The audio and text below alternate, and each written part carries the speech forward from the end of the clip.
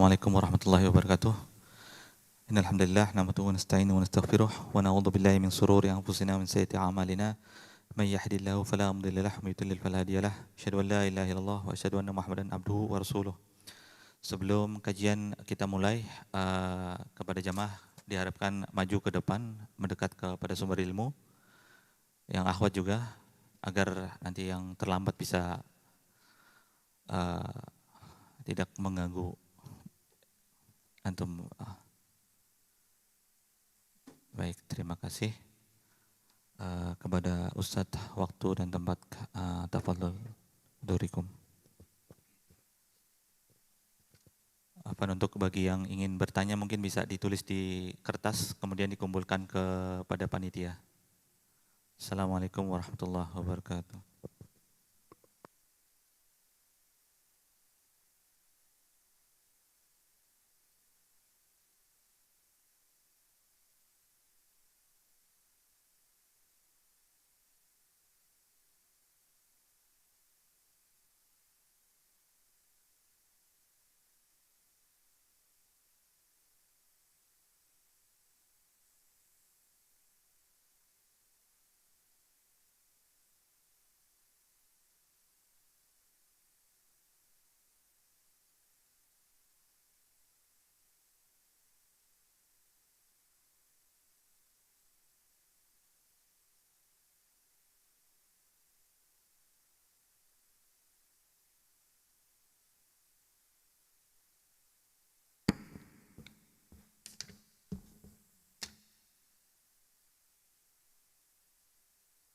Bismillahirrahmanirrahim.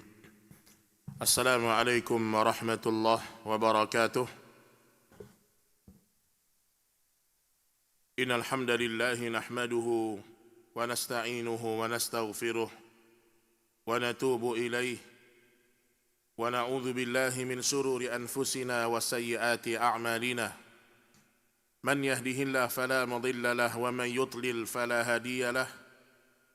أشهد أن لا إله إلا الله وحده لا شريك له وأشهد أن محمدا عبده ورسوله يا أيها الذين آمنوا اتقوا الله حق تقاته ولا تموتن إلا وأنتم مسلمون أما بعد فإن أصدق الحديث كتاب الله وخير الهدي هدي محمد صلى الله عليه وسلم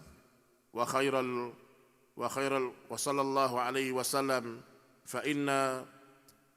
فإن أصدق الحديث كتاب الله وخير الهدي هدي محمد صلى الله عليه وسلم وشر الأمور محدثاتها فإن كل محدثة بدعة وكل بدعة ضلالة وكل ضلالة في النار. Kaum muslimin dan kaum muslimat rahimani wa rahimakumullah, ikhwan dan akhwat, Bapak Ibu yang semoga senantiasa dirahmati dan dimuliakan oleh Allah Subhanahu wa taala. Alhamdulillah, pada pagi hari ini kita bersyukur kepada Allah masih diberikan kemudahan, taufik dan hidayah sehingga Allah Subhanahu wa taala mudahkan kita untuk hadir di salah satu rumah dari rumah-rumah Allah. Mudah-mudahan kita termasuk hamba-hamba Allah yang didoakan oleh Rasulullah sallallahu alaihi wasallam, di mana Nabi sallallahu alaihi wasallam bersabda, "Naddarallahu imra'an sami'a maqalati faballaghaha." Semoga Allah merahmati orang-orang yang mendengarkan hadisku kemudian dia menyampaikannya kepada manusia. Mudah-mudahan Allah ikhlaskan niat kita, karena orang yang belajar ilmu agama dan dia ikhlas karena Allah, maka Allah Subhanahu wa taala akan mengangkat derajatnya. Sampai kata Imam Ahmad rahimahullahu taala, "Al-ilmu la ya'dilu syai' in sahat niyatuh." Tidak ada yang lebih tinggi daripada ilmu. Tidak ada yang lebih mulia daripada ilmu. In sahat niyatuh.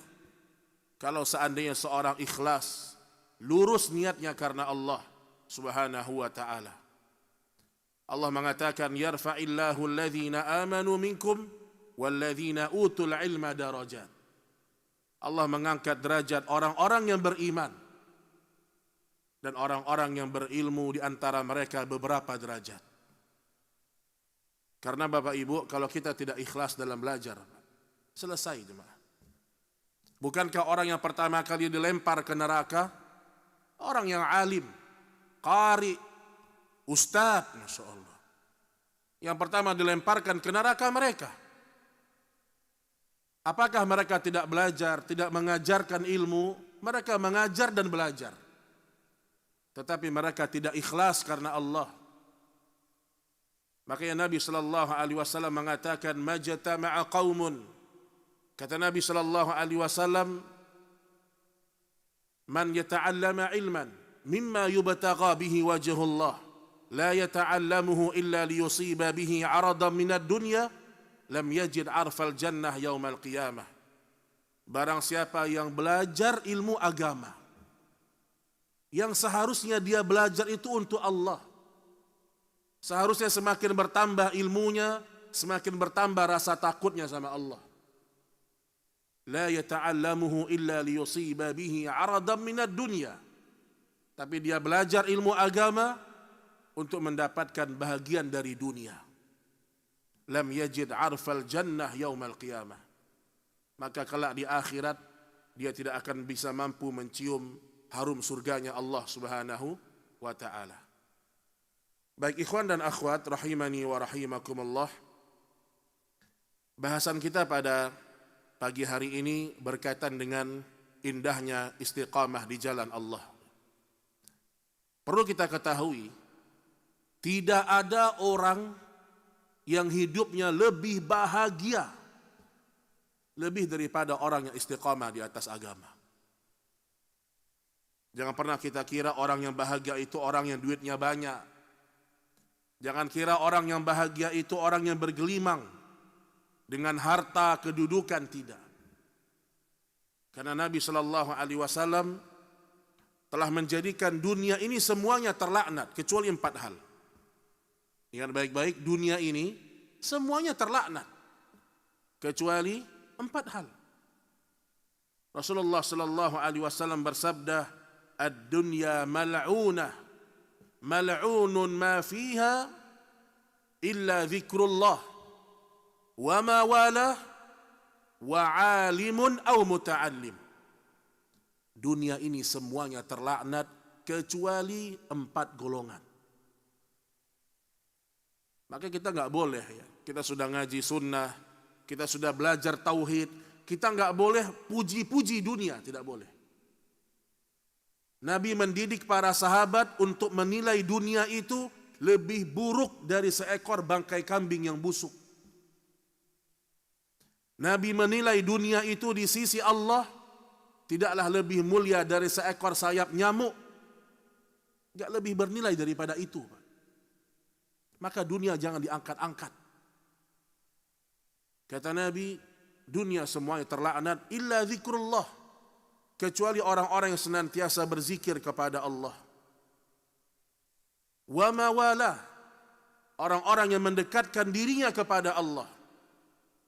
Au alimun wa alimun au muta'allimun, atau orang-orang yang dia beralim, dia belajar ilmu agama dan dia berilmu tentang agama Allah Subhanahu wa taala.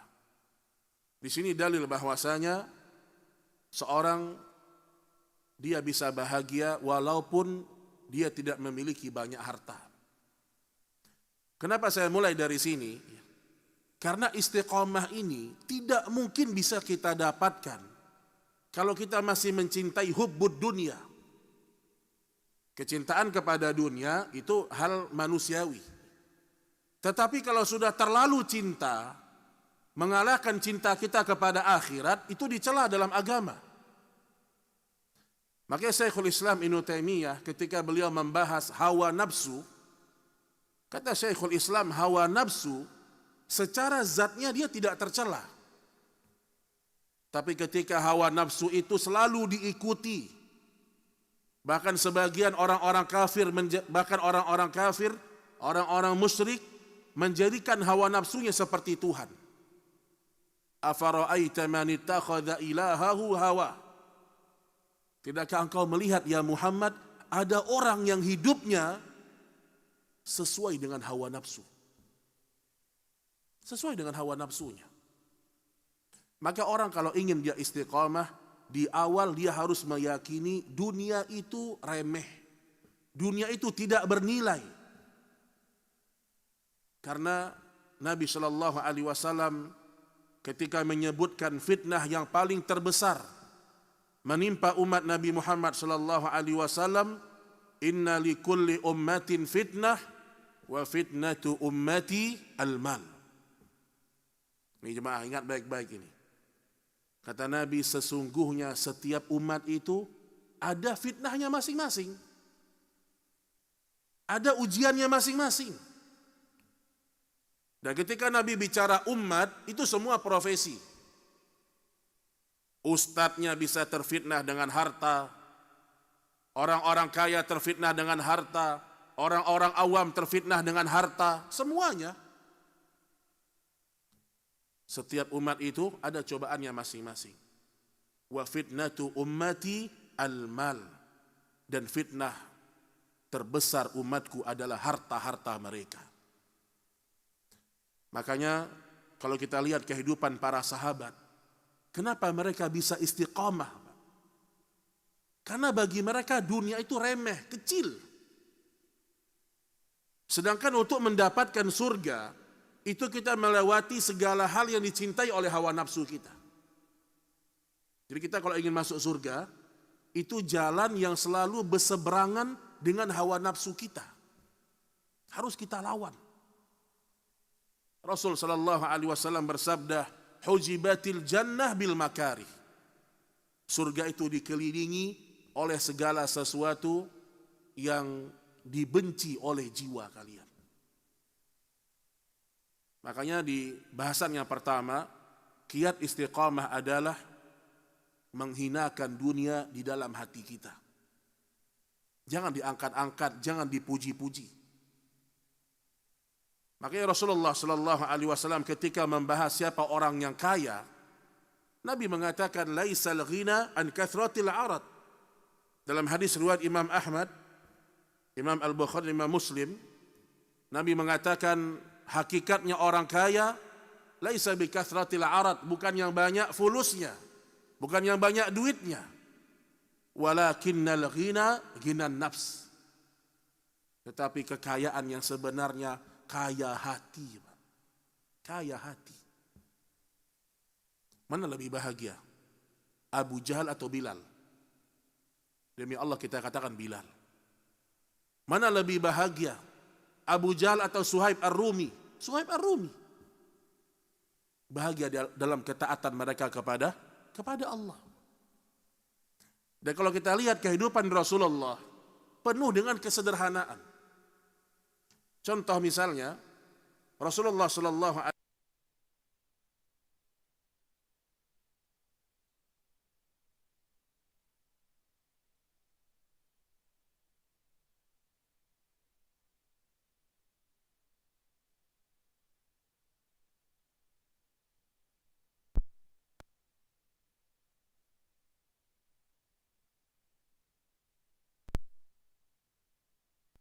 kalau engkau ingin jadi orang yang paling kaya di kota Mekah, kami kasih harta kepada engkau.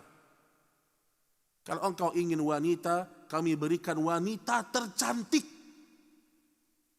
Bukan setengah-setengah, yang tercantik. Nabi tolak semuanya, Pak. Karena Nabi tahu dakwah bukan berjalan karena itu 100%. Jangan berpikir karena kita menjadi raja, dakwah pasti berhasil. Tidak. Jangan berpikir kalau kita punya harta, pasti dakwah berhasil gara-gara harta. Tidak juga.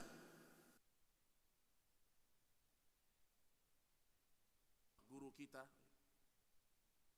tetap harus berjalan walau tanpa harta. Walau tanpa duit. Maksudnya bukan kita tidak butuh dengan harta dalam dakwah. Tetapi seandainya Allah cukupkan kita dengan kefakiran, tetap dakwah jalan. Tetap dakwah jalan. Tapi Nabi malah meminta kepada Allah satu hal dalam doanya. Allahumma ja'al rizqa ali Muhammad qutan. Jadi Nabi kalau sudah minta rezeki sama Allah, ini isinya. Allahumma ja'al rizqa ali Muhammad qutan. Ya Allah, jadikanlah rezeki keluarga Muhammad sekedar cukup untuk makanan pokok. Qutan. Ya Allah, seandainya engkau turunkan rezeki, cukupkan aku dengan makanan pokok. Cukup. Bahkan Nabi SAW digambarkan oleh Aisyah. Siapa Aisyah ini? Istrinya Rasulullah. Istri paling tahu tentang duit suaminya. Biasanya begitu. Walaupun tidak 100%. Jadi kalau sudah pengakuan istri, pengakuan harim kita, insya Allah itu ada benarnya. Apa kata Aisyah radhiyallahu taala anha menggambarkan kehidupan Rasulullah, kehidupan rumah tangganya bersama Nabi. Kata Aisyah, ma syabi'a alu Muhammad sallallahu alaihi wasallam mundu qadimal Madinah. Keluarganya Muhammad sallallahu alaihi wasallam tidak pernah kenyang semenjak pindah ke Madinah. Min ta'amin bur thalatha layalin tiba'an hatta qubid. Dari makan gandum selama 3 malam berturut-turut sampai beliau diwafatkan Allah Subhanahu wa ta'ala. Jadi seorang kalau dia melatih hidupnya sederhana, kemudian dia ridha dengan apa yang Allah karuniakan kepada dia, ini langkah awal dia bisa istiqamah. Makanya Nabi SAW ketika menjelaskan seorang muslim yang beruntung, Nabi sebutkan 3. Nabi mengatakan dalam hadis, qad aflaha man aslam. Sungguh beruntung orang-orang yang sudah masuk Islam, beruntung. Kenapa beruntung, Pak?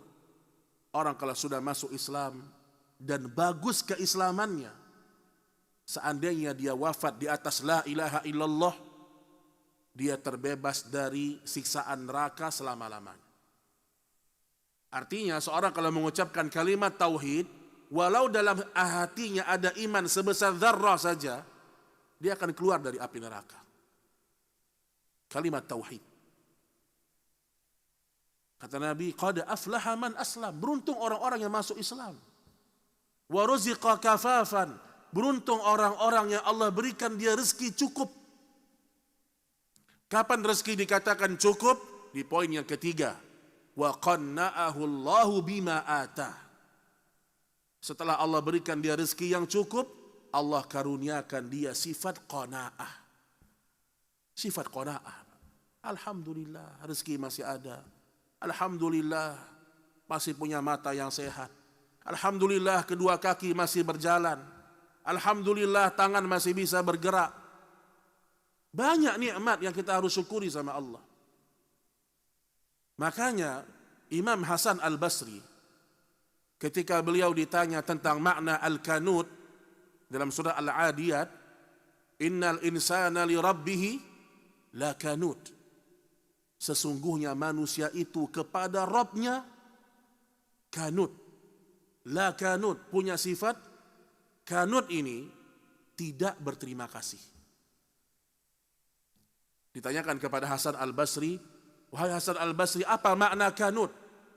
Sesungguhnya manusia itu kepada Rabbnya kanut.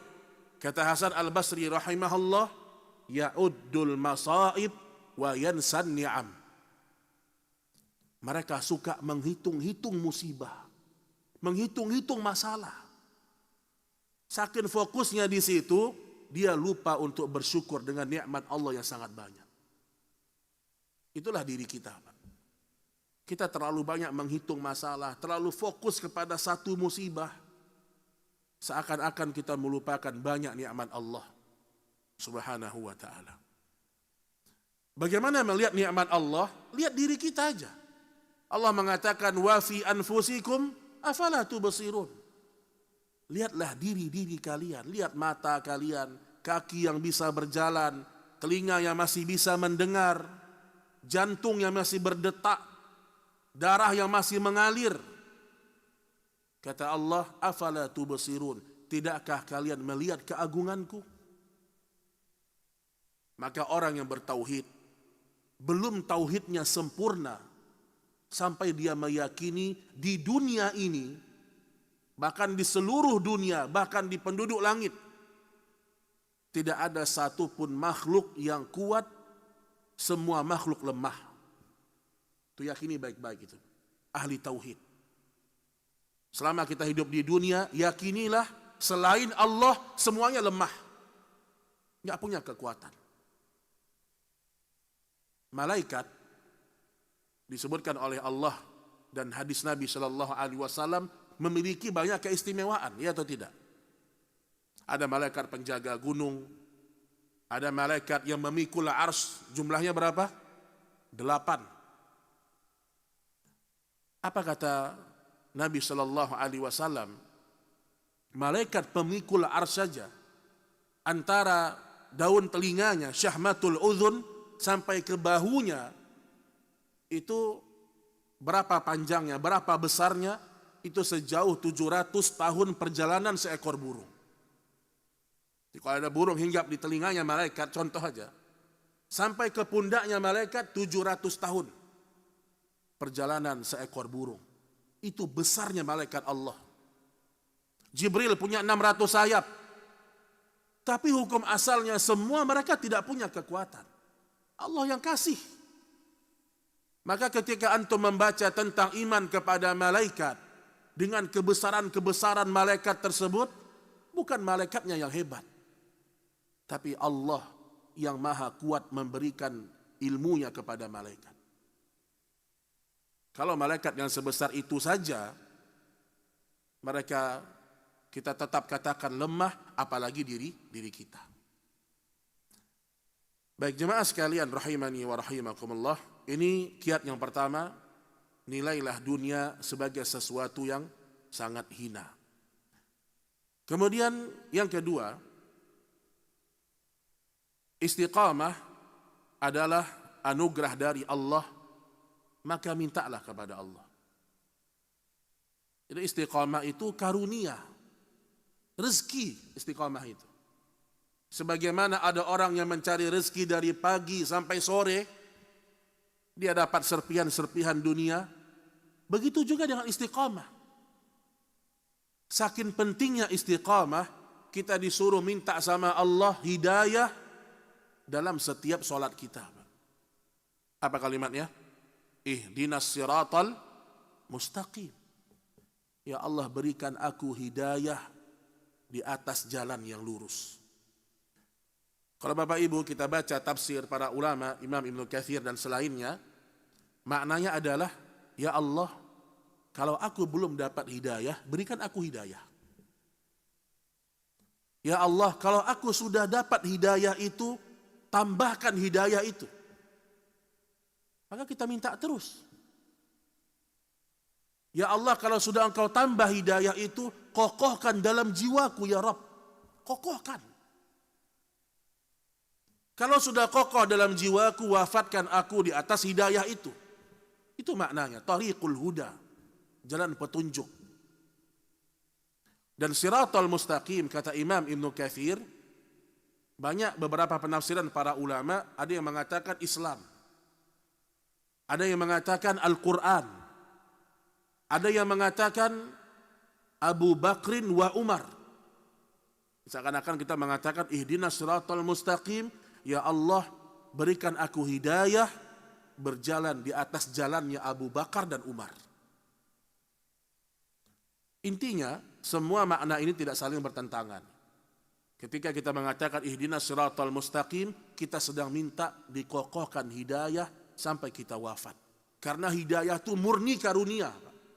Murni karunia Allah. Kita sudah lihat Pak, orang-orang yang ngaji, awalnya semangat, istiqamah, dapat fitnah, dapat cobaan, futur. Futurnya bukan sebulan 2 bulan, bertahun-tahun futurnya. Yang tadinya sudah rajin sholat 5 waktu ke masjid berjamaah, yang Nabi SAW mengatakan, athqalu salati ala al-munafiqin salatul isya wa salatul fajr. Istiqamah dia itu. Salat yang paling berat untuk orang munafik isya dan subuh. Lau ya'lamuna ma fihima la atauhuma walau habwan. Kalau seandainya mereka tahu apa yang Allah siapkan di akhirat dari pahala-pahalanya, dari fasilitas di surga, mereka akan melangkahkan ke masjid Isya dan subuh walau dalam kondisi habwan, merangkak-rangkak. Cuman semua butuh iman, butuh iman. Dulu Ibnu Mas'ud mengatakan ada orang di masa Nabi dipapah dia ke masjid untuk menunaikan sholat 5 waktu.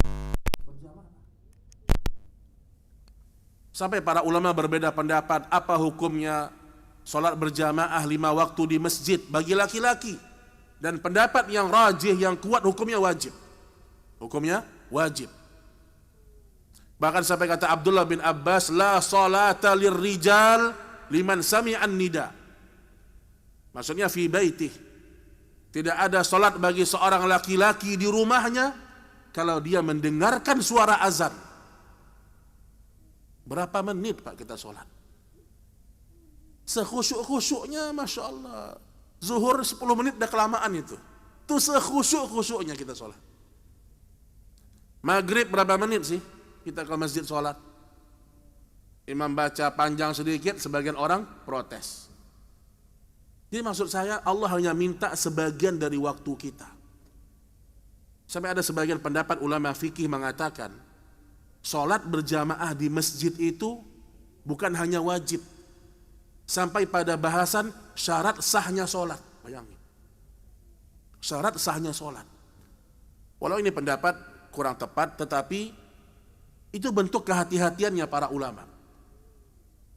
Sampai Nabi mengatakan laukanatin nisa wal banat, kalau tidak ada anak-anak perempuan di rumah itu, tidak ada wanita-wanita di rumah itu, tapi ada laki-laki yang tidak mau sholat berjamaah ke masjid, la uharrik buyutahum binnar, aku sangat ingin membakar rumah-rumah mereka. Kenapa? Dengan kita sholat, ini satu contoh aja, kita sholat rutin 5 waktu berjamaah di masjid, itu akan melatih kita istiqomah. Bukankah dari satu sholat ke sholat yang lain ada penghapusan dosa, kata Nabi? Bukankah dari satu Jumat ke Jumat yang lain ada penghapusan dosa? Di sini dalil Bapak Ibu yang dirahmati Allah, kalau ingin kita istiqamah, doa sama Allah. Ya muqallibal qulub, tsabbit qalbi ala dinik. Harus ada ikhtiar. Ada salah seorang sahabat, dia Rabi'ah al-Aslami, kalau saya tidak salah Rabi'ah al-Aslami, dia pernah, Nabi pernah mengatakan kepada dia, sal, mintalah sesuatu kepadaku, kata Nabi. Kemudian dia mengatakan, as'aluka murafatuka fil jannah. Wahai Rasulullah, aku meminta agar aku bisa menemanimu di surga. Itu permintaan dia. Terkata Nabi, apakah ada yang lain? Hal min ghairi? Apakah ada permintaan yang lain? Dia mengatakan, la, tidak ada. Beda sama kita, kalau kita ditanya mungkin banyak. Kalau Nabi ngomong sama kita, mintalah. Banyak permintaan kita, Pak. Rumah belum selesai, kan? Mobil ganti, kalau ibu-ibu baju ganti, tas branded, Masya Allah. Harus branded. Kenapa ibu-ibu harus branded? Orang semakin memiliki barang-barang mewah, potensi ujub semakin besar. Ingat. Ya kita punya harta halal silahkan kita pakai, tapi semakin harta itu mewah, potensi ujub semakin besar. Maka Nabi mengatakan innal badza'ata minal iman. Sesungguhnya kesederhanaan itu bagian dari iman. Nanti saya sebutkan beberapa contoh kehidupan Nabi dan para sahabat penuh dengan kesederhanaan. Kata Nabi, mintalah selain itu. Kata dia, tidak ada ya Rasulullah. Aku minta agar aku menemanimu di surga. Apa jawaban Nabi setelah itu? Tolonglah aku untuk mewujudkan permohonanmu ini bikathrati sujud, dengan engkau banyak bersujud. Artinya apa? Seorang kalau ingin mendapatkan surga, tidak cukup hanya berdoa, tidak cukup hanya permohonan, tapi dia harus tunjukkan dengan amal solehnya. Jadi kita berdoa sama Allah sering-sering, ya muqallibal qulub, tsabbit qalbi ala dinik. Kita berdoa, Allahumma inni a'udzubika min ilmin la yanfa'. Ini doa Nabi nih, Pak. Dan doa yang paling afdol doanya Nabi, ingat. Zikir yang paling afdol zikirnya Nabi. Salawat yang kita disunnahkan membaca salawatnya Nabi. Kita cukupkan dengan itu. Kata Nabi, ya Allah, aku berlindung kepadamu dari ilmu yang tidak bermanfaat. Wa min qalbin la yakhsha, dari hati yang tidak pernah khusyuk. Wa min nafsin la tashba', dari jiwa yang tidak pernah puas. Jiwa kita ini, Pak, tidak pernah puas dengan dunia. Siapapun kita, kecuali Allah rahmati kita.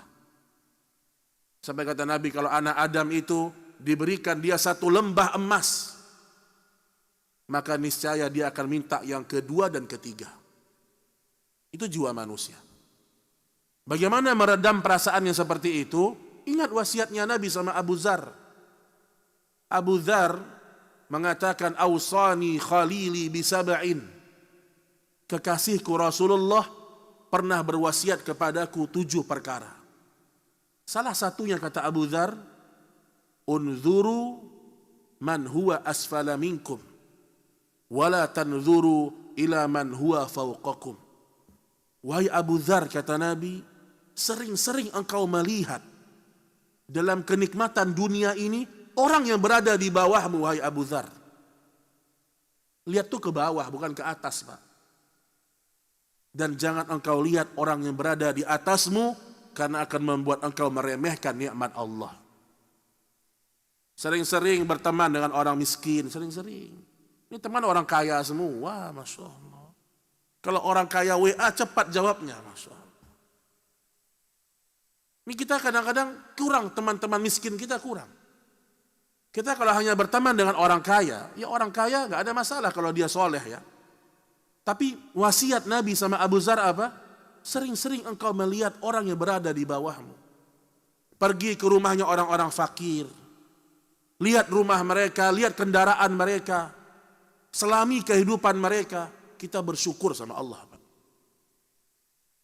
Kita punya anak dibawa ke hotel bintang 5 terus, kufur mereka nanti. Makanya kata Imam Ibnul Qayyim, ini benar ya, ini fakta ini. Seorang kalau menikmati dunia terlalu tinggi, dia akan disiksa kalau dia turun dari level yang sebenarnya. Contoh begini. Kalau orang, dia mungkin punya penghasilan, pokoknya saya harus naik pesawat, harus bisnis kelas, harus itu. Kalau enggak saya demam, oh itu sulit itu Pak. Kalau makan harus di restoran. Ketika dia nanti mungkin diuji dengan ekonomi yang sulit, dia turun di bawah itu levelnya, dia akan tersiksa. Maka kata Ibnu Qayyim, ambillah dunia itu sedikit demi sedikit. Contoh, kalau ngajak anak liburan, enggak harus langsung ke luar negeri. Enggak. Cari yang dekat-dekat dulu, pelan-pelan ambil dunia itu. Karena kalau antum langsung loncat ke level yang tinggi, antum akan susah turunnya. Orang yang terbiasa mobil harus yang mewah, ketika dia naik mobil yang standar, pinggangnya sakit-sakit. Itu benar itu Pak. Saya pernah ketemu dengan jemaah, dia bilang, Ustadz saya kemarin umroh pakai bisnis, pakai ekonomi Ustadz. Sakit-sakit badan saya. Kata. Yes. Iya kalau dia punya rezeki terus, alhamdulillah. Jadi poinnya bukan tidak boleh, poinnya adalah ketika naik penghasilan kita, bertambah penghasilan, gaya hidup jangan bertambah. Tapi sedekah yang bertambah.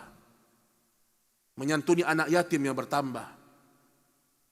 Maka sering orang-orang soleh mengatakan, jangan bergonta-ganti harta dunia, tapi bergonta-gantilah anak yatim. Ibu-ibu gonta-ganti baju terus, setiap bulan baju terus, gonta-ganti tas terus. Gonta-ganti anak yatim.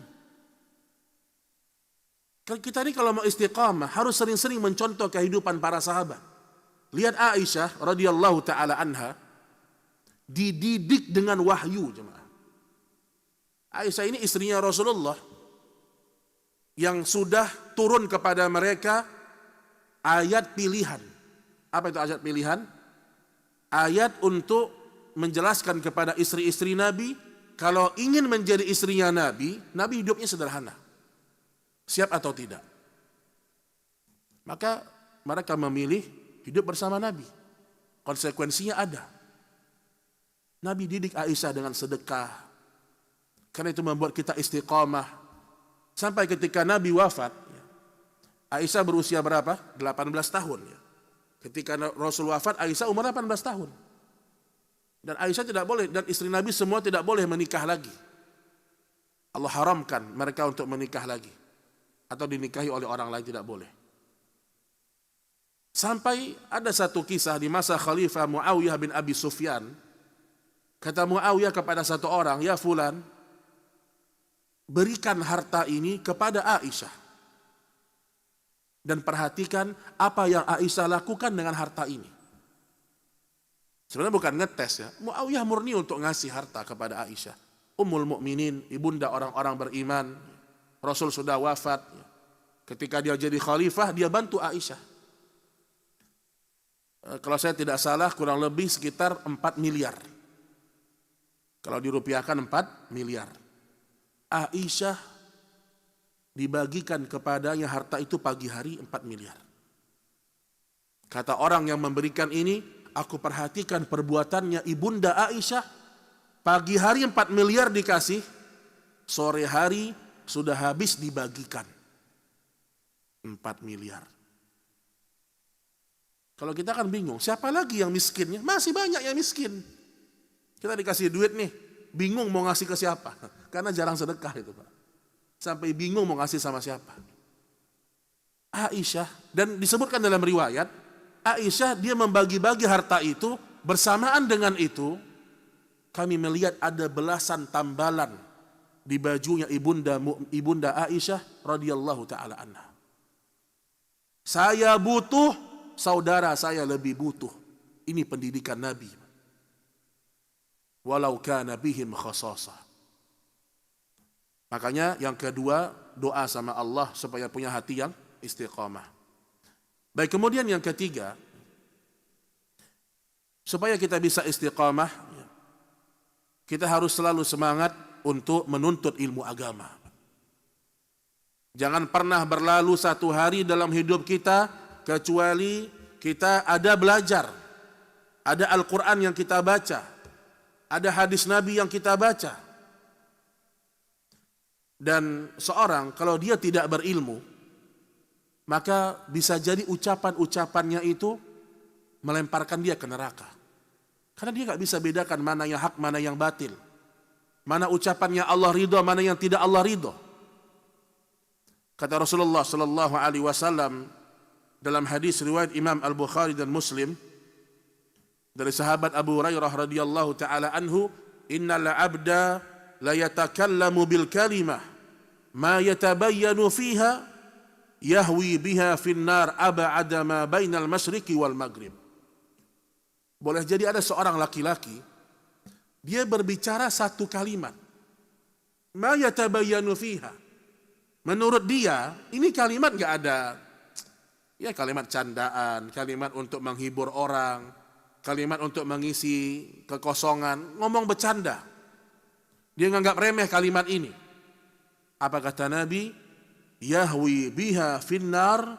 Ternyata kalimat yang dia anggap remeh itu melemparkan dia ke neraka sejauh antara masyrik dan maghrib, antara timur dan barat.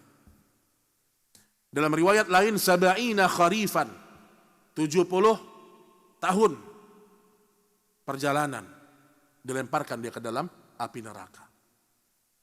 Orang kalau udah belajar agama, dia bisa bedakan mana halal, mana haram, mana ucapan saya yang ridho Allah, mana yang tidak. Dengan dia belajar ilmu agama, dia bisa bedakan mana tauhid, mana syirik, mana sunnah, mana bid'ah. Dia bisa bedakan karena dia hidup di atas basirah.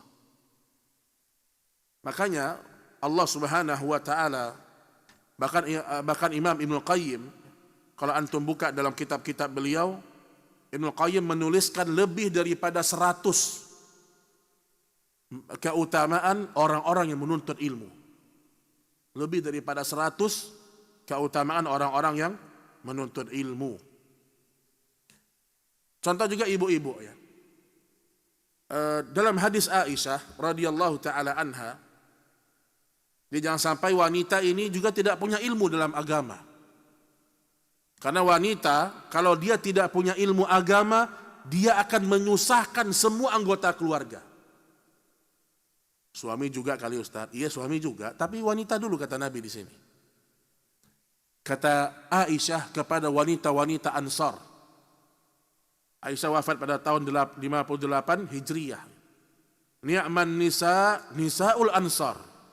Sebaik-baiknya wanita, perhatikan ibu-ibu, sebaik-baiknya wanita ibu-ibu, wanita Ansar. Kenapa wanita Ansar?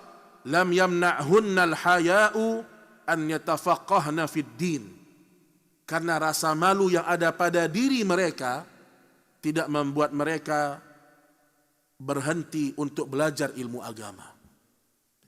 Wanita punya rasa malu, tapi rasa malu itu tidak menghalangi mereka untuk terus belajar ilmu agama. Gak tahu tanya, gak tahu belajar ilmu, Pak.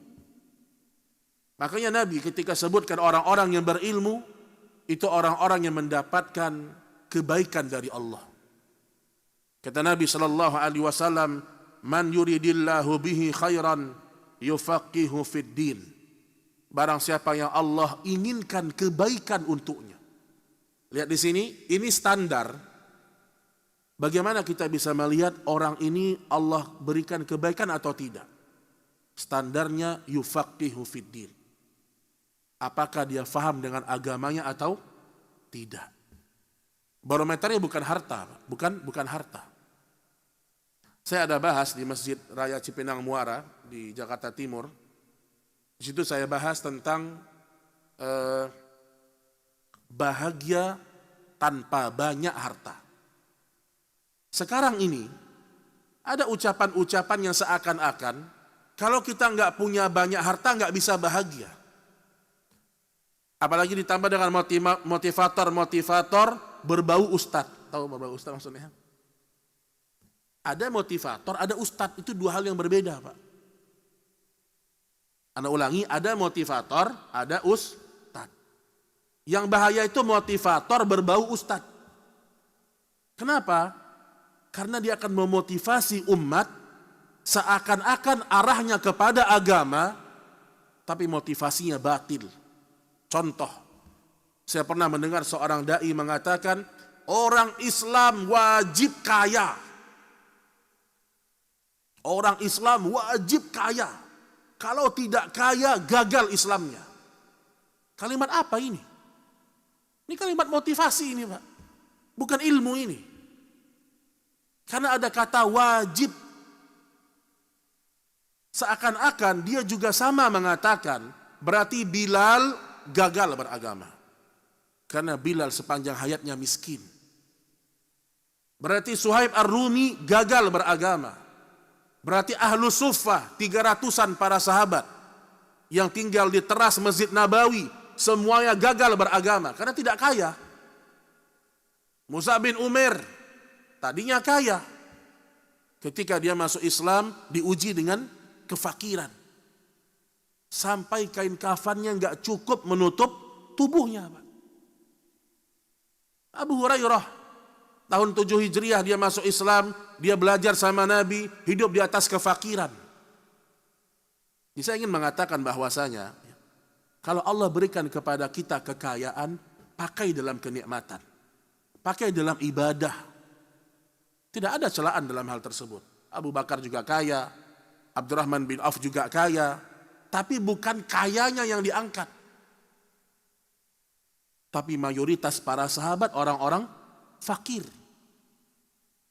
Ini yang tadi saya katakan, terkadang ada kalimat-kalimat yang mengajak orang kepada sesuatu, mengarah kepada agama, ternyata maknanya batil. Ini standar itu bukan masalah kaya atau miskin. Faham atau tidak dia dengan agama. Mengamalkan atau tidak dia ilmu agama itu. Inna akramakum indallahi atqakum. Sesungguhnya orang yang paling mulia di sisi Allah, yang paling bertakwa di antara kalian. Jadi Bapak Ibu yang dirahmati Allah, semangat belajar ilmu agama. Ilmu ini kan banyak. Dimulai dari mana? Dari tauhid dulu. Tauhid ini yang menjadi dasar kita untuk istiqamah. Tauhid, Pak. Tauhid, jemaah. Sekarang ini problemnya adalah kita tahu banyak hukum, tapi kita nggak mampu untuk meninggalkan larangan Allah. Ustadz, saya kerja di perusahaan ini, Ustadz. Transaksinya kayak gini. Terus kata Ustadz kita, haram, keluar antum. Bisa dia keluar? Nggak bisa. Ustadz, saya dagang ini, halal atau tidak? Haram, kata Ustadznya. Bisa dia keluar? Berat dia keluar. Karena dia tidak memulai dengan tauhid belajar. Beda dengan sahabat dulu. 13 tahun di Mekah, ayat yang turun tentang tauhid. Ayat yang turun surga neraka. Ketika Allah mengharamkan khamar, walaupun bertahap pengharamannya, para sahabat sami'na wa ata'na. Udah nggak ada lagi mereka menentang Nabi. Kenapa? Karena tauhidnya sudah kuat. Ada orang kerja di tempat yang haram, dia susah tinggalkan. Tauhidnya belum kuat. Dia nggak belajar Allah Ar-Razzaq. Tauhid rububiyahnya bermasalah. Tauhid asma wa sifatnya bermasalah. Padahal Nabi mengatakan, barang siapa yang meninggalkan sesuatu karena Allah, awadahullah khairan min. Allah akan ganti dengan sesuatu yang lebih baik. Jadi belajar itu dimulai dari tauhid. Karena ini ilmu dasar. Tauhidnya apa? Usul salasah. Man rabbuk, siapa Rabbmu? Pelajari itu. Apa agamamu? Pelajari apa Islam.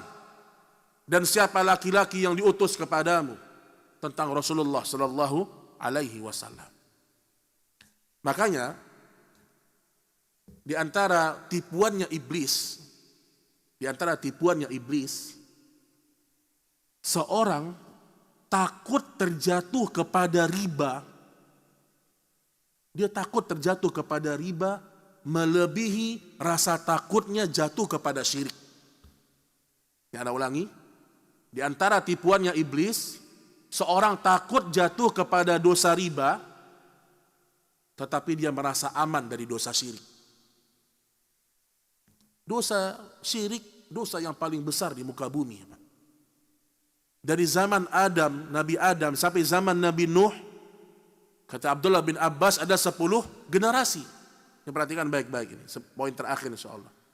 Dari zaman Nabi Adam sampai zaman Nabi Nuh ada 10 generasi. 10 generasi ini mereka melakukan dosa-dosa besar, tapi tidak dengan syirik. Terjadi pembunuhan, bahkan Qabil dan Habil. Terjadi mungkin dosa zina, dosa kezoliman, tapi belum ada dosa syirik.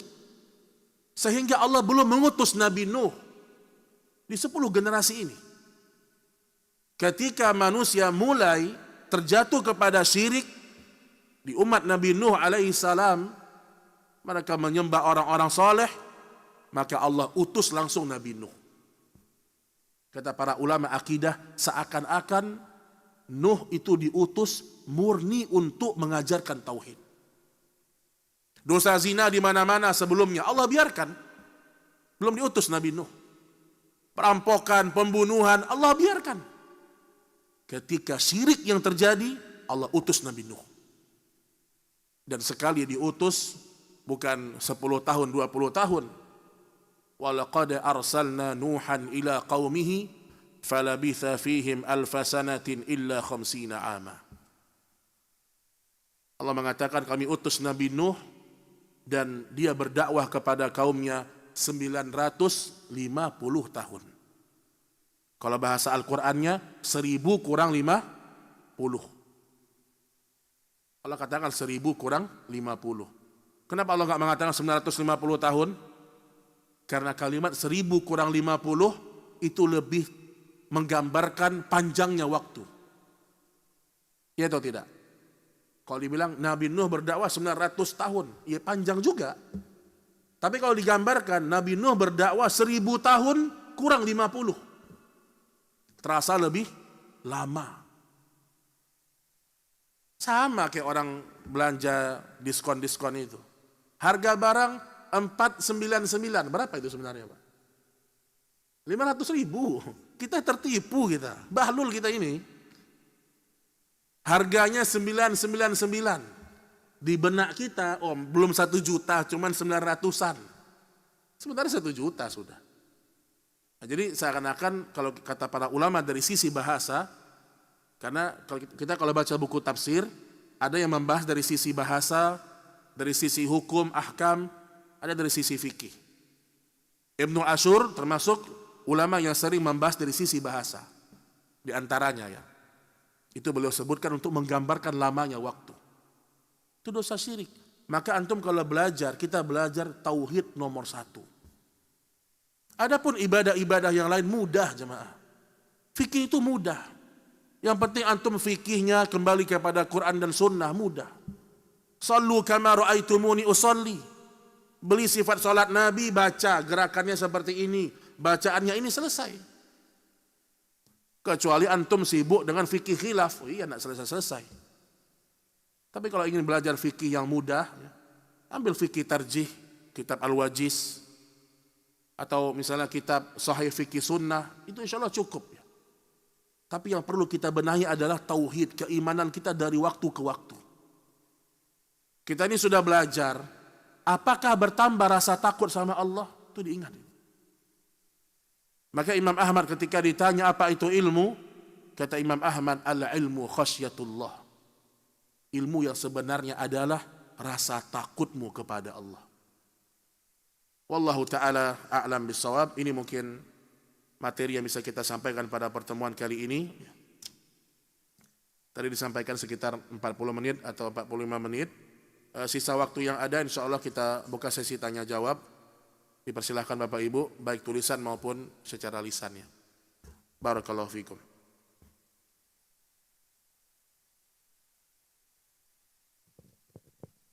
Bismillah, izin bertanya Ustaz, ada beberapa pertanyaan yang sudah masuk ini. Yang pertama, Assalamualaikum warahmatullahi wabarakatuh. Ustadz, bagaimana mempertahankan supaya kita bisa tetap istiqomah? Dahulu saya alhamdulillah rajin membaca Al-Quran dan dzikir. Sekarang seringkali bolong-bolong sibuk dengan dunia. Bagaimana supaya bisa mempertahankannya? Jazakallahu khair. Baik, Masya Allah ya. Bagaimana kita supaya istiqomah zikir, baca Quran? Karena kita tersibukkan dengan dunia kita.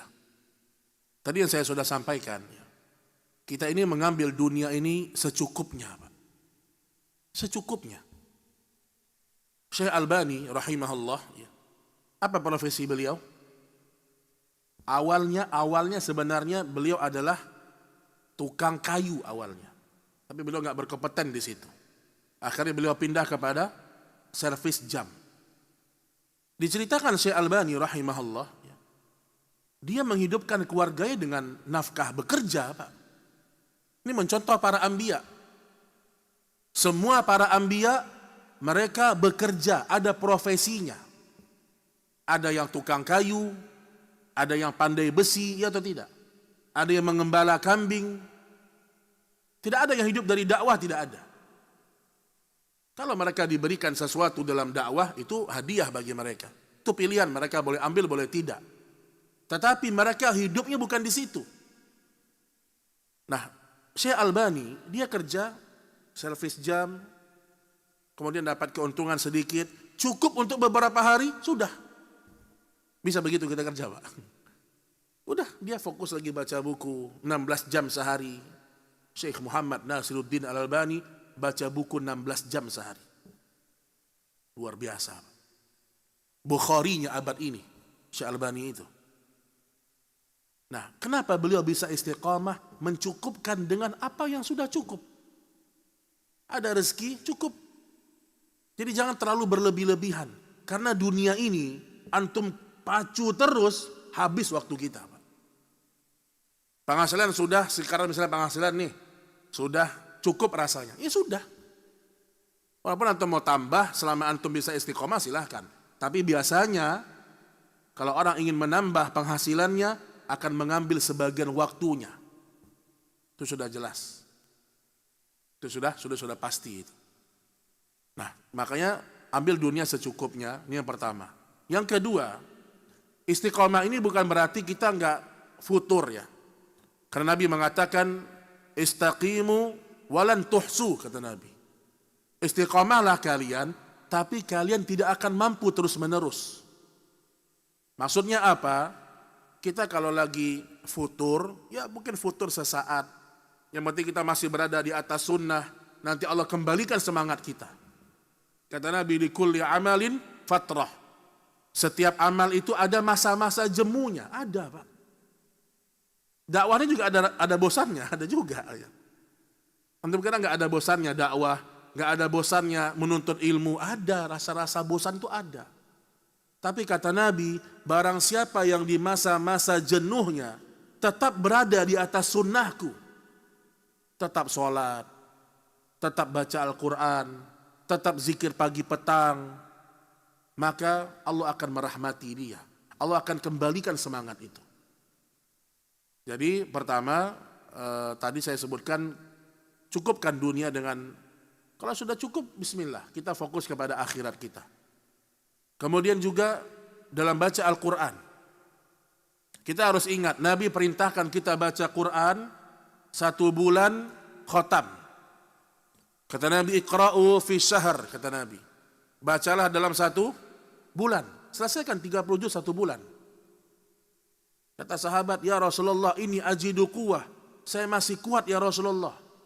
Kata Nabi, iqra'u fi sab'ina layali. Selesaikan dalam 20 malam.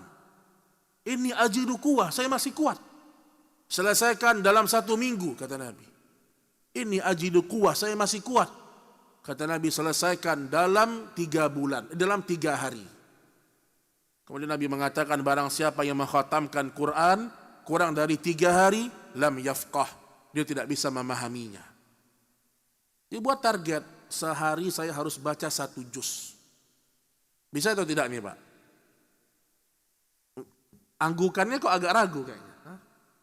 Masa gak bisa sehari 1 juz? Kita punya 24 jam, subhanallah. Antum melihat HP antum itu, kan ada kadang-kadang aplikasi yang bisa mengetahui, lihat layar sekian menit, aplikasi ini sekian menit, itu ada kan? Coba lihat. Berapa lama antum buka Instagram, berapa lama? Berapa lama antum nonton YouTube? Berapa lama antum buka aplikasi yang lain? Itu kalau dipakai untuk baca Quran, 1 jam, 1 juz cukup. Kita baca Al-Quran 1 jam, 1 hari, Allah berkahi rumah tangga kita. Allah berkahi kehidupan kita. Allah berikan kebahagiaan di hati kita. Karena Al-Quran itu kitab kebahagiaan di antaranya. Allah berkahi. Maka dulu sebagian salaf mengatakan, saya tahu kalau hari ini saya kurang baca Quran, berkurang rasa kebahagiaan saya. Makanya punya target dalam baca Quran. Kalau sudah lancar ngajinya, coba mulai istiqomah menghafal. Supaya kita nikmat ibadah, Pak. Menghafal 1 hari 1 ayat, masa nggak bisa ibu-ibu sehari seayat? 1 hari 1 ayat, 40 hari An-Naba selesai. Jangan kalah sama anak-anak yang masuk sekolah tahfiz, masya Allah. Nah, murojaah, nah, ibunya main HP sih, Bu. Nah, murojaah ya besok ujian, masya Allah. Ibunya main HP, anak disuruh murojaah. Nah, minimal sang ibu dia bimbing anaknya. Setoran ibunya dengarin. Bapak ibu 1 hari 1 ayat, 40 hari selesai An-Naba. Sehari seayat. Makanya orang kalau tidak mengisi waktunya pada hal yang bermanfaat, dia akan sia-sia. Maka kata sebagian para ulama di masa sekarang, Syekh Sulaiman Ar-Ruhaili, hafizahullah ta'ala, profesor akidah ya, di Masjid Nabawi, beliau mengatakan, kalau seandainya orang-orang di masa sekarang bersama Al-Quran seperti mereka bersama dengan HP, jawal, Jawal tuh HP, nama lainnya setan gepeng, kata Ustaz Zainal. Kata Ustaz Zainal Abidin, setan gepeng. Kalau orang bersama HP, bersama Al-Quran, seperti dia bersama HP, hafiz Quran dia. Hafiz Quran dia. Orang sekarang HP-nya ketinggalan, khawatir dia. Istri ketinggalan gak apa-apa, biarkan aja tinggal. Jadi maksud saya, orang tuh sampai begitu dengan HP. Nah kalau kita begitu dengan Al-Quran, selesai kita hafal 30 juz. Jadi itu diantara nasihat saya, manfaatkan waktu dengan baik. Waktu akan ditanya Allah besok di hari kiamat. An waktihi fima afnah. Waktunya dipakai untuk apa? Wallahu ta'ala a'lam bishawab. Pertanyaan berikutnya, Assalamualaikum warahmatullahi wabarakatuh. Semoga Ustadz, panitia dan seluruh jamaah yang hadir senantiasa dalam perlindungan dan rahmat Allah. Amin. Bagaimana cara menasihati suami dengan cara yang ma'ruf tanpa terkesan menggurui atau menggores egonya sebagai pemimpin? Tentang apa, Afan? Bagaimana cara mendasihati suami dengan cara yang ma'ruf tanpa terkesan menggurui atau menggores egonya sebagai pemimpin dalam rumah tangga? Kadang saya bingung karena seringkali malah berujung pada pertengkaran. Mohon nasihatnya Ustaz. Syukron wa jazakallahu khairan. Masya Allah. Ya ini pertanyaannya global ya. Kalau mungkin lebih spesifik lebih bagus supaya saya bisa kasih contohnya. Ya pertanyaan global, jawabannya juga global. Ya seorang istri kalau dia mau nasihati suaminya, memang laki-laki ini ada juga yang berjiwa penjahat, atau penjahat nggak? Ego. Kalau ego yang nggak dikasih, muak dia. Jadi ada laki-laki ini memang punya karakter pemarah. Jadi kalau dinasihati, mas jangan marah-marah mas, nggak bisa. Saya kalau nggak marah saya sakit Ustadz. Masya Allah. Ada yang begitu Pak. Kan tadi Ustadz bilang di antara penduduk surga wal kadhiminal ghaid, orang yang bisa meredam amarahnya. Itu saya nggak bisa Ustadz kata dia. Karena kalau saya redam amarah saya sakit Ustadz. Dia sakit kenapa? Dia tidak meredamnya karena Allah, makanya sakit. Dia meredamnya karena orang itu. Kalau dia meredamnya karena Allah, Allah sehatkan badannya. Karena nggak mungkin Allah turunkan ayat yang tidak bisa diamalkan, nggak bisa. Pasti bisa diamalkan. Nah kalau ibu-ibu punya suami yang seperti itu, temperamental, ya.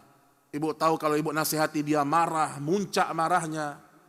Pertama, ibu nasihati sambil pegang tangannya, ada sentuhan kepada suami, sambil ngurut dia. Jangan sampai jangan ibu di dapur ibu ngomel sama dia. Mas ini gimana sih? Ngomel sambil nyuci piring. Itu suami emosi biasanya Pak. Tapi mungkin sebelum tidur, ya. Maka di antara rumah tangga yang sakinah, sebelum tidur mereka ngobrol. Itu di antara kebiasaan Rasulullah. Rasul sebelum tidur ngobrol dengan Aisyah.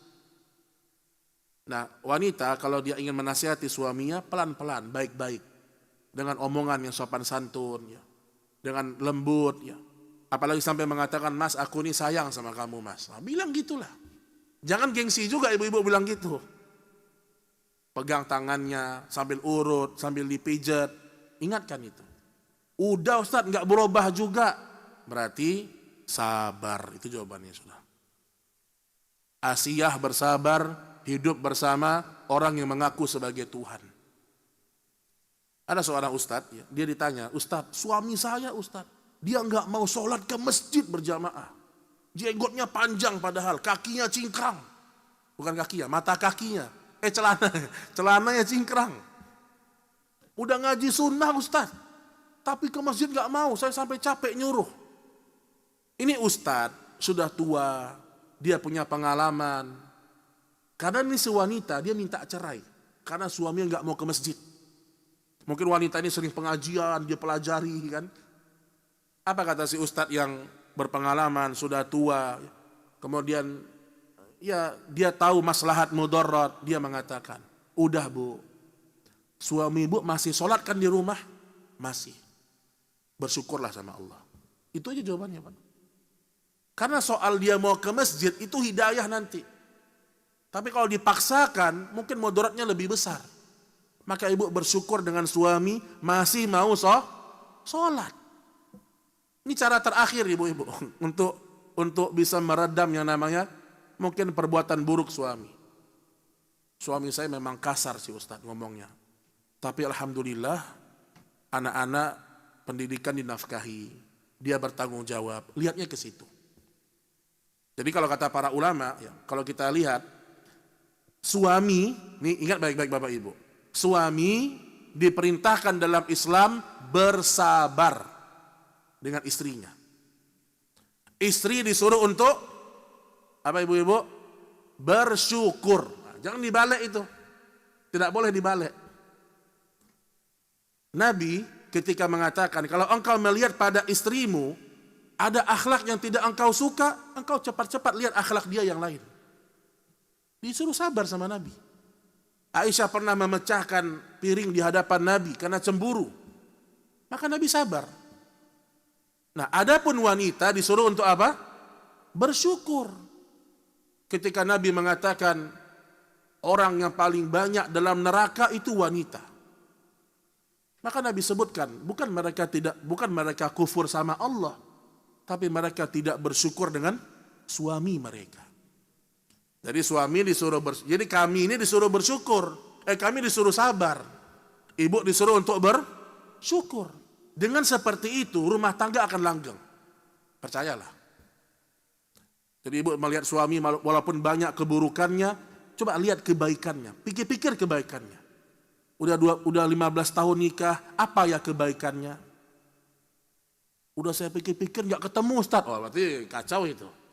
Nggak mungkin nggak ketemu. Pasti ada kebaikan suami, ya. Begitu juga dengan istri. Wallahu taala a'lam bissawab. Baik, pertanyaan dari online Ustaz. Bismillah, Ustaz izin bertanya, bagaimana baiknya Ustaz kalau sholat di dekat rumah masih melakukan banyak bid'ah? Apa sebaiknya tetap sholat di masjid atau di rumah saja untuk laki-laki? Atau sedang traveling yang tempat sholat di dekat hotelnya beraliran Syiah? Apakah sebaiknya sholat sendiri saja, apa ke masjid juga Ustaz? Wah, baiknya. Pertama dalam kondisi mukim, kalau antum dalam kondisi mukim, antum tidak safar. Kalau antum ingin sholat yang sifatnya rutinitas, artinya memang cari masjid yang memang tidak ada unsur-unsur bid'ahnya. Walaupun agak jauh sedikit nggak apa-apa. Kenapa? Karena kalau sifatnya rutinitas nih, antum sholat di belakang ahlul bid'ah, atau juga bacaannya jelek, antum cari masjid yang lebih bagus, lebih mengamalkan sunnah. Walaupun agak jauh nggak ada masalah. Syekh Shalih Fauzan hafizahullah, salah seorang yang diberikan gelar oleh sebagian para ulama baqiyatus salaf. Sisa-sisa ulama-ulama yang istiqamah di atas salaf. Beliau pernah ditanya, ya Syekh, bagaimana hukumnya saya sholat di belakang imam yang masih suka dengerin musik? Bukan bid'ah lagi nih, maksiat ini. Walaupun bid'ah juga maksiat ya. Kata Syekh Shalih Fauzan, siapa yang mau sholat di belakang dia? Bagaimana mungkin engkau menyerahkan sholatmu kepada orang yang masih cinta dengan musik? Nah, jadi kalau sifatnya rutinitas, antum jangan sholat di sana, cari masjid lain. Tapi kalau sifatnya sesekali, ya, antum masuk di satu masjid, ternyata imamnya pelaku bid'ah. Maka kata Hasan Al-Basri, fa'alaihi bid'atuh. Antum tidak berdosa. Semua kesalahannya kembali kepada imam tersebut. Jadi kalau masuk mungkin di satu masjid, ternyata imamnya seperti itu, antum jangan memisahkan diri dari jamaah, jangan. Karena Ahlus Sunnah itu mencintai persatuan, tapi semua kesalahan kembali kepada imam tersebut. Nah, kalau sedang safar, Syekh Albani rahimahullah, termasuk beliau punya pendapat, orang yang safar, maka gugur kewajibannya sholat berjamaah bersama imam yang mukim. Antum boleh sholat di hotel, antum boleh. Antum qasar, atau kalau perlu antum jamak qasar, kalau sedang safar. Artinya kalau sedang safar tidak ada kewajiban sholat berjamaah bersama imam yang mukim. Tapi antum bisa berjamaah dengan orang yang safar dengan antum. Syekh Albani memberikan contoh, kalau dia safar sama istri, kita bisa sholat berjamaah dengan istri kita. Ya, jadi itu banyak pilihan kalau kita sedang safar ya. Wallahu ta'ala a'lam bissawab. Pertanyaan berikutnya. Bismillah, Assalamualaikum warahmatullahi wabarakatuh. Assalamualaikum Ustaz. Sesungguhnya perkataan seandainya membuka pintu perbuatan syaitan. Apakah perkataan seandainya yang dimaksud dalam hadis tersebut mutlak tidak boleh digunakan, Ustaz? Bolehkah kita berangan-angan dengan mengatakan seandainya untuk perkara dunia? Misalnya seandainya saya kaya, saya akan membahagiakan keluarga saya, atau saya akan banyak bersedekah, membantu fakir miskin dan sebagainya. Mohon penjelasannya Ustaz dan nasihatnya. Syukran Ustaz. Ya, baik, Masya Allah. Ya, kalimat seandainya, ya, ini lafaznya tidaklah mutlak, tapi dia muqayyad. Dia tergantung dengan apa setelah itu yang diucapkan. Dalilnya contoh, ada kisah ketika Nabi sebutkan, innamad dunya li arba'ati nafar, kata Nabi. Sesungguhnya dunia itu untuk 4 orang. Yang pertama, ini secara cepat aja. Yang pertama, Allah berikan seorang itu ilmu dan amal. Sehingga dengan Allah berikan dia ilmu dan harta. Sehingga dengan hartanya dia berderma di jalan Allah. Orang yang kedua, dia hanya punya ilmu, tapi nggak punya harta. Kemudian dia mengatakan dalam hatinya, seandainya saya punya harta, saya akan melakukan seperti orang yang pertama. Dia katakan seandainya. Maka dia mendapatkan pahala dalam niatnya, bukan amalnya, dalam niatnya itu. Nah, wallahu a'lam, kalau dia mengucapkan kalimat seandainya dalam rangka dalam rangka bukan menunjukkan ketidaksukaan kepada takdir, sebagian para ulama membolehkan.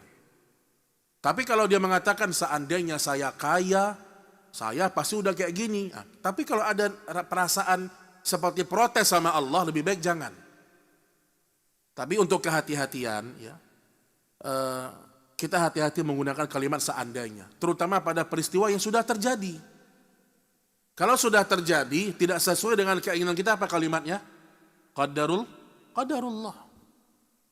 Tapi ingat Bapak Ibu, qadarullah ini sebenarnya bukan kalimat yang sedikit-sedikit qadarullah. Misalnya gini, jadi qadarullah ini pada kalimat, pada sebuah peristiwa yang kita itu tidak sesuai dengan keinginan kita. Misalnya, qadarullah bulan ini target jualan nggak sampai misalnya. Qadarullah karena saya sakit, ini enggak apa-apa. Tapi kalau jumpa sama ustadz, qadarullah anak jumpa sama antum ustadz. Berarti kan seakan-akan musibah ini. Ini enggak cocok ini. Qadarullah kita jumpa.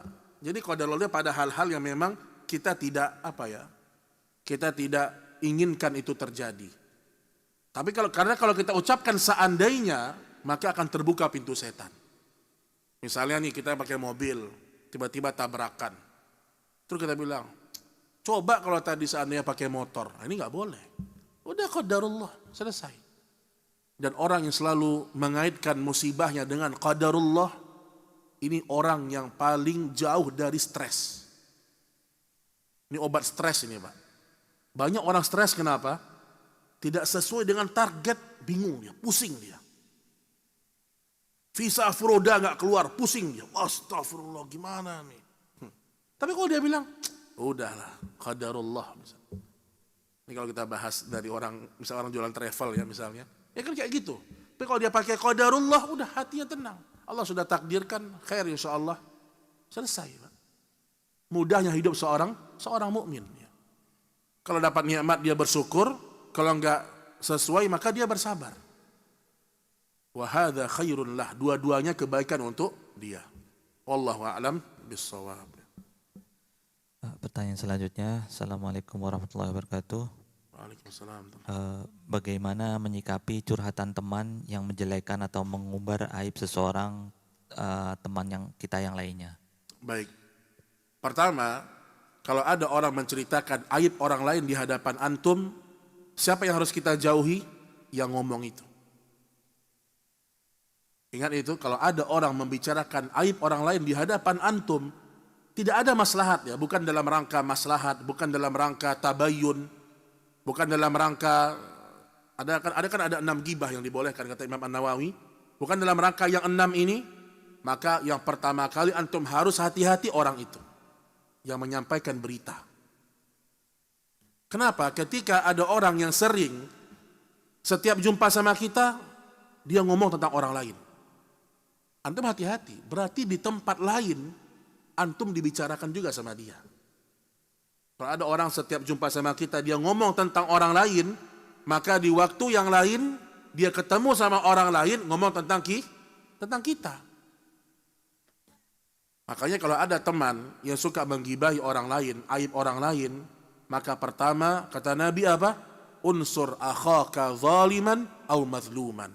Tolonglah saudaramu yang menzolimi dan yang dizolimi.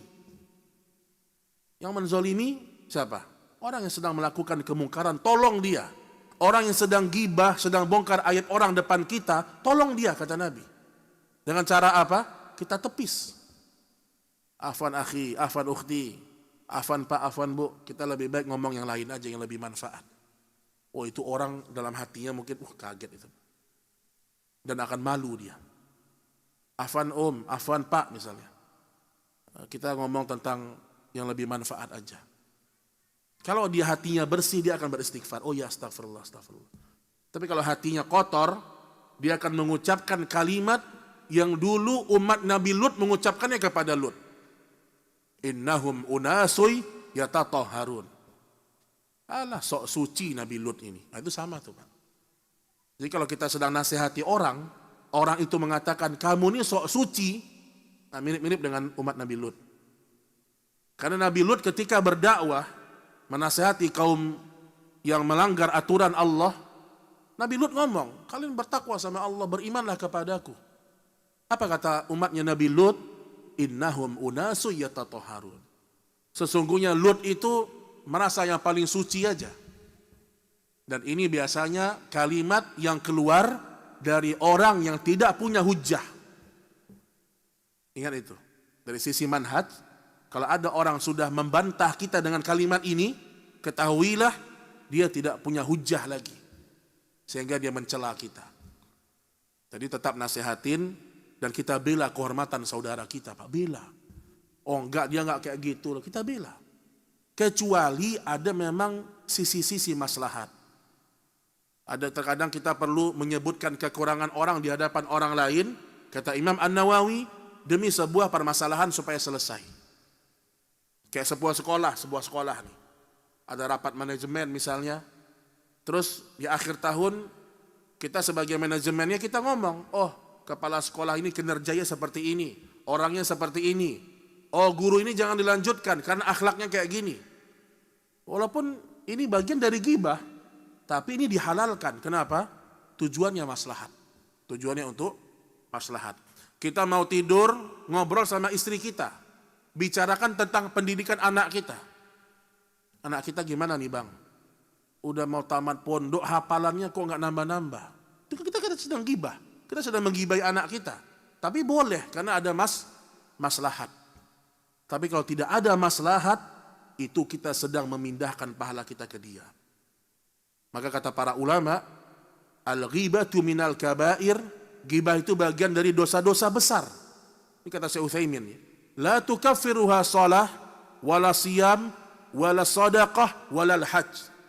Dosa ghibah itu tidak bisa dihapuskan hanya karena kita sholat, puasa, sedekah, bahkan haji. Karena dosa ghibah berkaitan dengan kehormatan orang lain. Harus kita minta maaf, minta dihalalkan. Wallahu a'lam bissawab. Kita dari jamaah mungkin ada yang ingin bertanya? Dari yang akhwat?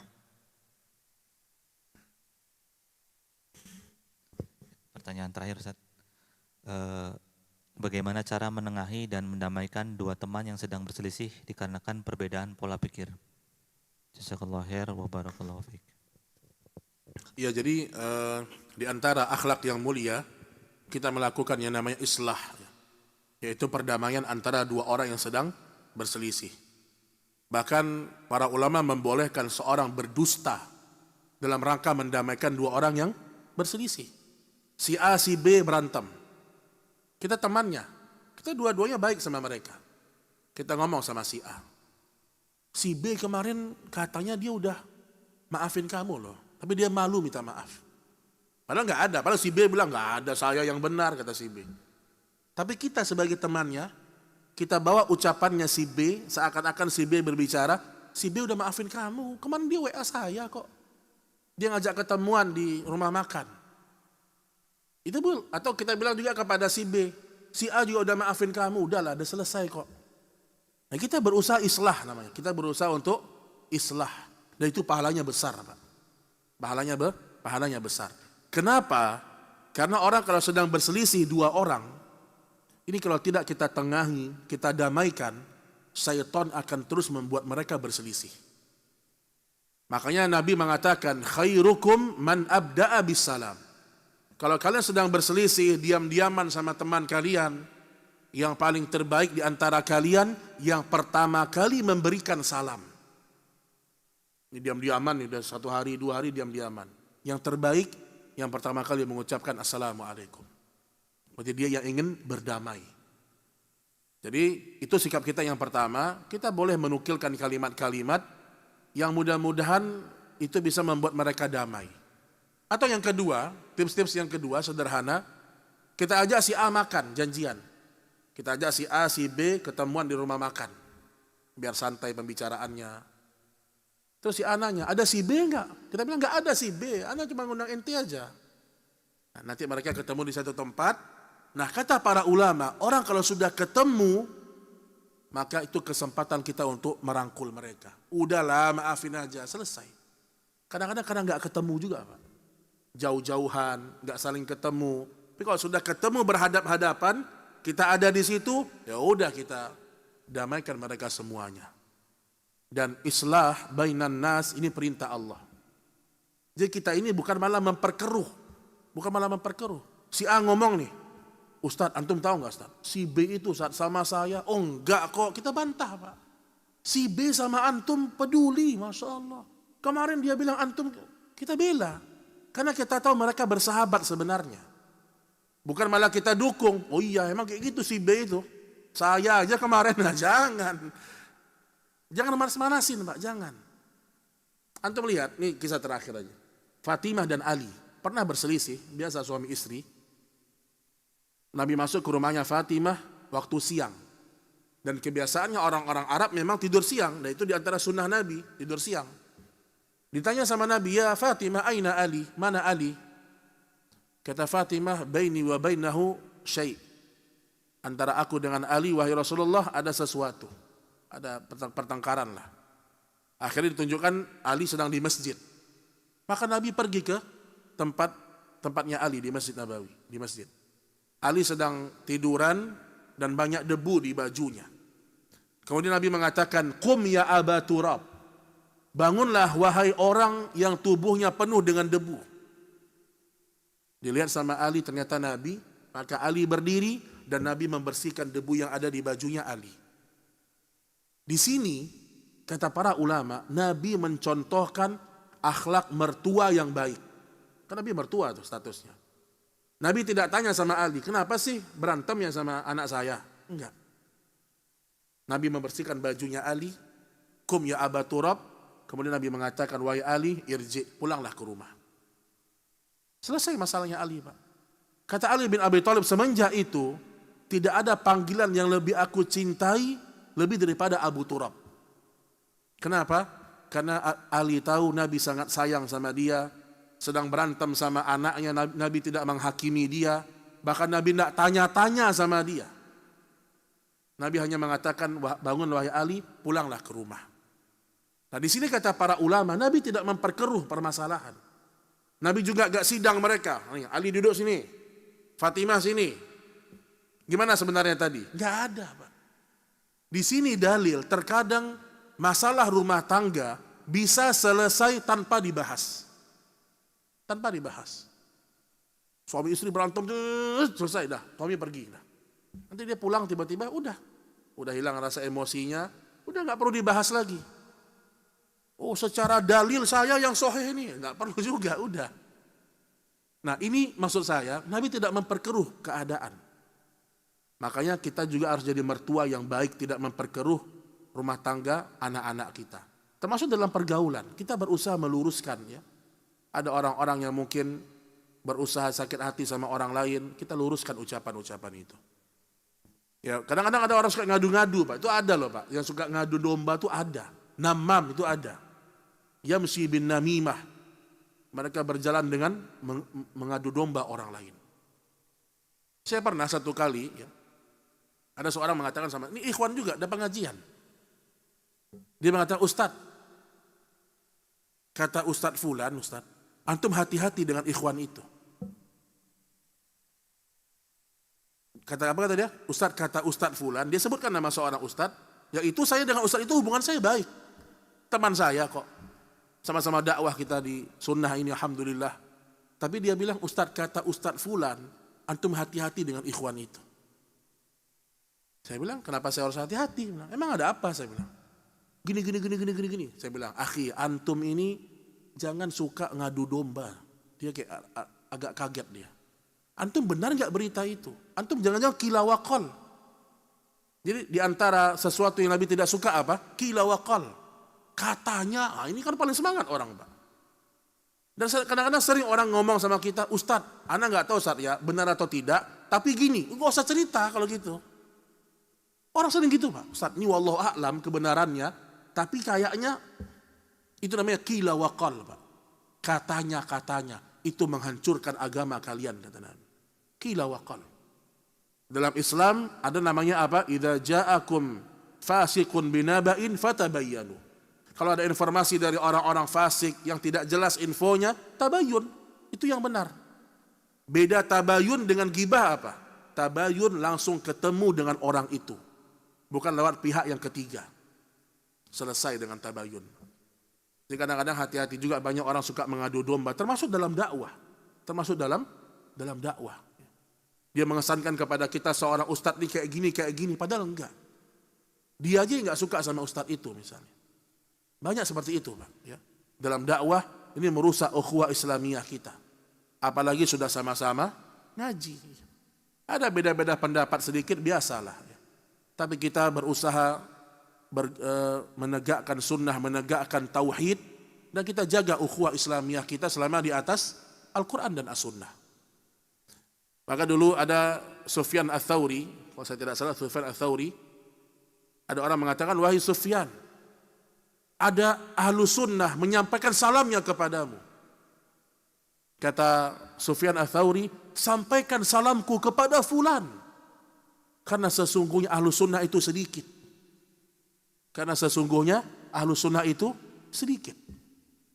Nah, jadi ini diantara wasiat-wasiat salaf untuk menjaga yang namanya persatuan karena Allah dan karena menegakkan kebenarannya. Wallahu ta'ala a'lam bissawab. Tapi ini yang bisa kita sampaikan pada pertemuan kali ini. Mudah-mudahan Allah berkahi majelis kita. Mudah-mudahan ilmu yang kita pelajari menumbuhkan rasa takut yang lebih kepada Allah. Innama yakhshallah min ibadihil ulama. Karena sesungguhnya orang-orang yang takut kepada Allah hanyalah orang-orang yang berilmu. Wallahu ta'ala a'lam bissawab. Ini yang bisa saya sampaikan. Semoga bermanfaat. Wa sallallahu ala nabiyyina Muhammad. Nakhtatim bihadzal qadar. Subhanakallahumma wa bihamdik. Asyhadu an la ilaha illa anta astaghfiruka wa atubu ilaik. Tsumma assalamu alaikum warahmatullahi wabarakatuh.